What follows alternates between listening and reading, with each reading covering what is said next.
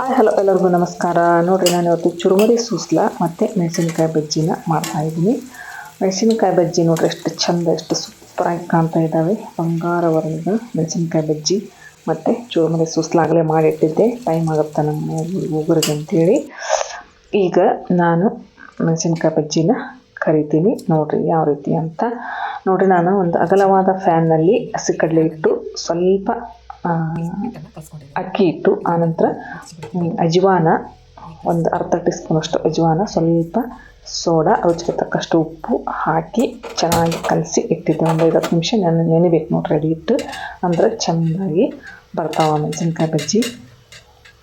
ಈಗ ನೋಡಿರಿ, ನಾನು ಮೆಣಸಿನ್ಕಾಯಿನ ಹಿಂದಿನ ತುಂಬನ್ನು ತೆಗೆದು ಒಂದು ಸ್ವಲ್ಪ ಕಟ್ ಮಾಡಿ ಇಟ್ಟಿದ್ದೆ. ಯಾಕಂದರೆ ಮೆಣಸಿನ್ಕಾಯಿ ಒಳಗೆ ಎಣ್ಣೆ ಹೋಗಿ ಮೆಣಸಿನ್ಕಾಯಿ ಚೆಂದಾಗ ಸಂಪೂರ್ಣವಾಗಿ ಬೆಂದು ಟೇಸ್ಟ್ ಆಗ್ತಾವೆ, ರುಚಿ ಆಗ್ತಾವೆ. ಮೆಣಸಿನ್ಕಾಯಿ ಕಡ್ಕೊಂಡು ತಿಂದ್ರೂ ರುಚಿಯಾಗಿರ್ತಾವೆ. ಹಂಗಾಗಿ ನೋಡಿರಿ, ನಾನು ಈ ರೀತಿ ಮೆಣಸಿನ್ಕಾಯಿನ ಹಿಟ್ಟಿನಲ್ಲಿ ಎದ್ದು ಹಾಕ್ತೇನೆ. ಒಬ್ಬೊಬ್ಬರು ಗ್ಲಾಸಲ್ಲಿ ಕಲಸಿ ಗ್ಲಾಸ್ನಾಗ ಹಿಟ್ಟನ್ನು ಹಾಕ್ಕೊಂಡು ಎದ್ದು ಹಾಕ್ತಿರ್ತಾರೆ. ಈಗ ನೋಡಿರಿ, ಹಿಟ್ಟು ಮುಕ್ಕಾಲು ಭಾಗದಷ್ಟು ಆ ಮೆಣಸಿನ್ಕಾಯಿಗೆ ಹತ್ಕೊಂಡಿರ್ಬೇಕು.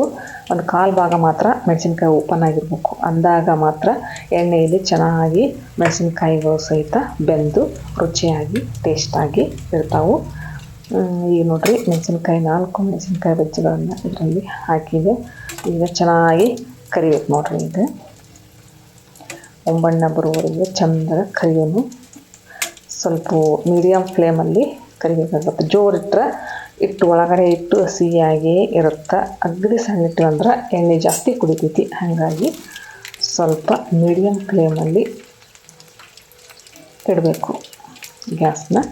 ಈಗ ನೋಡಿರಿ, ನಮ್ಮ ಮೆಣಸಿನ್ಕಾಯಿ ಬಜ್ಜಿಗಳು ರೆಡಿ ಆದವು. ಸೂಪರಾಗಿ ಎಷ್ಟು ಚಂದ ಕಾಣ್ತಾ ಇದ್ದಾವೆ. ಈಗ ನೋಡಿರಿ, ನಾನು ಒಂದು ಸ್ವಲ್ಪ ಹಿಟ್ಟು ಹಂಗಾಗಿ ಬದ್ನೆಕಾಯಿ ಬೋಂಡನೂ ಸಹಿತ ಹಾಕೋಣ ಒಂದು 2-3 ಅಂಥೇಳಿ ಸ್ವಲ್ಪ ಹಾಕಿದೆ. ನಾನು ಸ್ವಲ್ಪ ಉಳಿದ ಹಿಟ್ಟಲ್ಲಿ ಇಷ್ಟಿಷ್ಟೇ ಬಜ್ಜಿ ಹಾಕಿ ನೋಡಿರಿ. ಈಗ ಬದ್ನೆಕಾಯಿ ಬೋಂಡ ಸೂಪರಾಗಿತ್ತು. ಈಗ ನೋಡಿರಿ, ಚುರುಮುರಿ ಒಗ್ಗರಣೆ ಮತ್ತು ಮೆಣಸಿನ್ಕಾಯಿ ಬಜ್ಜಿ, ಆನಂತರ ಬದ್ನೆಕಾಯಿ ಬೋಂಡ ನೋಡಿರಿ ಎಷ್ಟು ಸೂಪರಾಗಿ ಕಾಣ್ತಾ ಇದ್ದಾವೆ. ಈಗ ಸ್ವಲ್ಪ ಟೇಸ್ಟ್ ಮಾಡಿ ನೋಡೋಣ್ರಿ. ನೋಡಿರಿ, ಚುರುಮುರಿ ಸುಸ್ಲಂತೂ ಮಸ್ತಾಗಿತ್ತು ರೀ, ಸೂಪರಾಗಿತ್ತು. ಅದ್ರ ಜೊತೆ ಕಾಂಬಿನೇಷನ್ ಆಗಿ ಮೆಣಸಿನ್ಕಾಯಿ ಬಜ್ಜಿ ಸೂಪರ್. ನನ್ನ ಮಗನಿಗೆ ಬದ್ನೆಕಾಯಿ ಬೋಂಡ ಅಂದ್ರೆ ಭಾಳ ಇಷ್ಟ. ಹಂಗಾಗಿ ಒಂದು 4-5 ಮಾಡಿದ್ದೇನೆ ಅಷ್ಟೇ.